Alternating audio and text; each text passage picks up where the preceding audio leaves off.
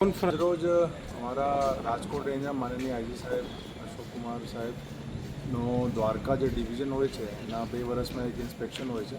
એના ભાગરૂપે આજે સાહેબે દ્વારકાની ડિવિઝન ઓફિસની મુલાકાત લીધી અને દ્વારકા ડિવિઝન પૂરતું જેટલા થાનાઓ છે એમાં ક્રાઇમ કોન્ફરન્સ એક આજે સર્કિટ હાઉસમાં લીધી.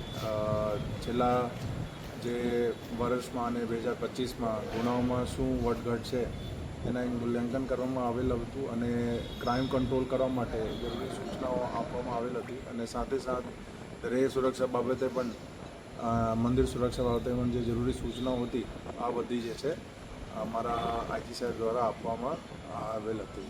જેવી ચરી સંબંધી મિલકત સંબંધી ગુનાઓમાં તો ઓછું છે અને જે અમારા શરીર સંબંધી ગુનાઓ પણ એ પણ જે છે લાસ્ટ યરની સરખામણીમાં એમ બેલેન્સ અત્યારે છે.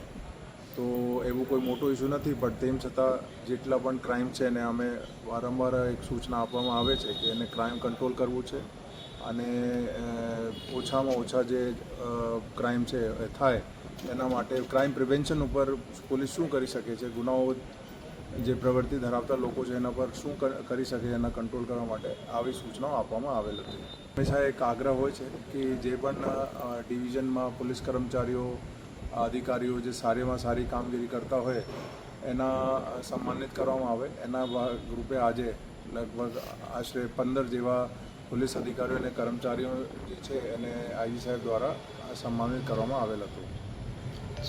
જેની આકસ્મિક કોઈ ઘટનામાં અથવા તો હેલ્થના કારણે ડેથ થઈ હોય એને અમે છેલ્લા અઠવાડિયામાં એને આશરે 30 લાખ જેવું જે છે સહાય આપવામાં આવેલ હતું.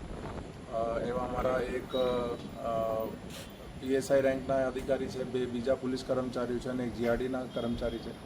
આ બધા જે ફેમિલી છે પોલીસ જે એમાં એની ફેમિલીને મદદ કરવા માટે પોલીસ સ્વેચ્છાએ અમારા જે પોલીસના કર્મચારીઓ છે બધા ફાળા ભેગા કરીને અમારા જે 4 અધિકારી કર્મચારી જીઆરડી માટે લગભગ 30 લાખ જેવું ફાળા ભેગું કર્યું હતું.